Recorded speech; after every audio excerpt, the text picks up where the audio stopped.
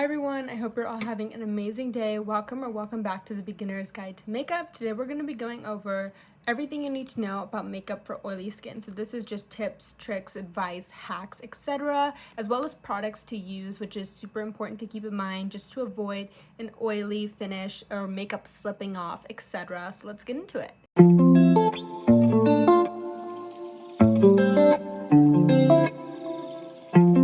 First thing that you need to pay attention to is your skincare. So make sure that in general, but also before you apply any makeup, you're washing your face. And this is going to properly prep your skin, as well as kind of just gently remove anything that might be on your skin so that the makeup looks as best as it can and that your skin feels comfortable. Thing that you want to pay attention to is how you wash your face. So it's super important for those with oily skin to double cleanse, just so that you're removing any oils, dirt, bacteria, etc. from your face that can cause clogged pores. And so it's just really important, especially when you have oily skin, to keep on top of your skincare. The second thing is primer. So this is where most people tend to get confused, but it's essential to use the correct primer for your skin type. So I think that a lot of makeup beginners don't even know this, but there's different primers for different skin types. And so we're gonna go over the best for oily skin right now.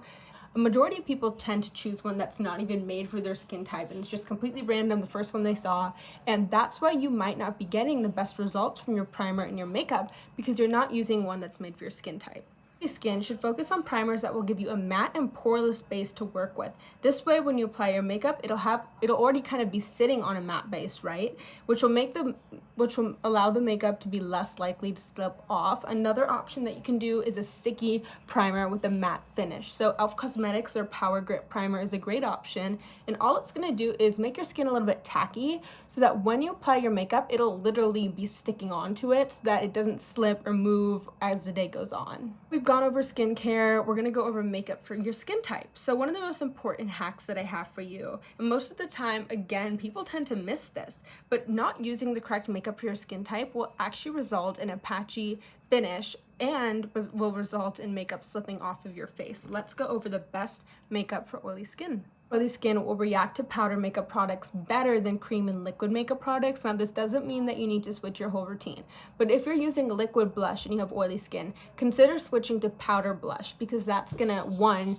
make your skin a little bit more matte, and two, the makeup is just gonna react a lot better because it's powder. And if you're putting a liquid makeup product on your face, such as blush, it may result in an oily finish. It may not look as good as it can look. Also, that doesn't mean that you completely cut out creamy and liquid makeup products, but looking into things like powder foundation and matte finishes is super important. Number 2, don't underestimate the power of powder.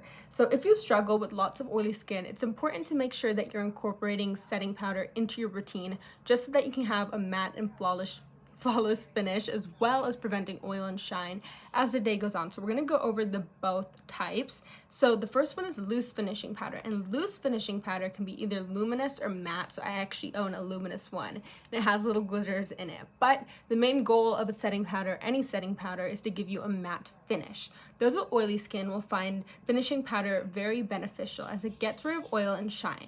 And so basically, you'll also find that most setting powders have ingredients in them to suck in the oil. So it's actually going to take it away, and it's not going to mix with your makeup, which is really nice. And it's just going to instantly address it when oil kind of seeps through onto your skin.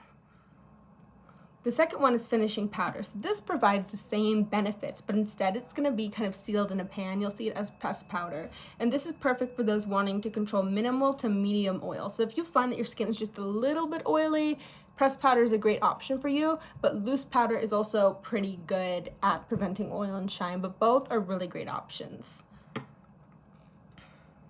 I have combo skin, so I've noticed that a mix of both is pretty good, and so my forehead tends to get super oily, and so I like to use pressed powder on my forehead, and I just like the way that it looks, and it really does, do a great job of preventing oil and shine. The thing that I want you to pay attention to is creating a proper routine for your skin. So make sure that you have a foolproof and ready routine for your makeup. So the products that you're using, you should know exactly what works and what doesn't, etc. And knowing what products would do and don't work will help also save a lot of time when you're getting ready. And the next thing to think about is products to keep with you on the go. So this is another form of making sure that your makeup can combat that oil, but keeping finishing powder or blotting papers and a brush with you at all times is pretty important, just so that you can touch it up if your skin does get oily. So you can keep it in your bag, your purse, whatever you want, but it's just a good thing to have with you to prevent that oil and shine.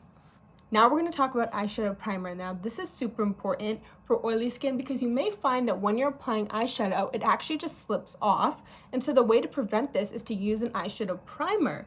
And oily skin causes makeup to shift and move throughout the day, which means that will also, like, later on in the day, it may move as well. So using a primer is going to help you avoid that. Next thing that I want you to think about is matte finishes all the way. So I want you to always make sure to use a matte finish. If you're using something with a dewy finish right now, that's not really going to work well, and you may find that your makeup slips and doesn't look as good as it can. So make sure that you're switching everything to a matte finish, and this is just going to also prevent that oil and shine as the day goes on.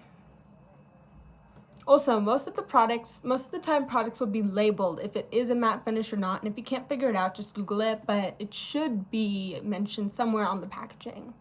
One of the last things that I want you to think about is light layers. Now this is super important because if you put too much on your skin all at once, it's going to clump together and it's not going to look as good as it can. And so make sure that when you're applying foundation or concealer, things like that, just make sure that you're applying light layers and taking your time to blend everything in. Setting spray. So after you've applied all that makeup, make sure that you're applying some setting spray just to lock everything in. And actually what you can do is get something that is matte and long wear. So something that's going to last 16 hours, 17 hours. And this kind of gives you a good idea of how good the makeup is before you're going to have to, retouch it up and fix it up a little bit. Another thing you can do is like a long wear. If you see the word long wear or matte, the ideal setting spray that you should be using should be long wear and matte. And one thing that I actually forgot to mention in the beginning was that you should use a powder foundation. This is the best option for you because it's just directly, it's a ton of powder on your face. And if you find that you don't like powder foundations and it kind of leaves you with a streaky finish, or it just doesn't look as good and you don't like it, you can also use a liquid foundation that is matte and long wear. That will also work.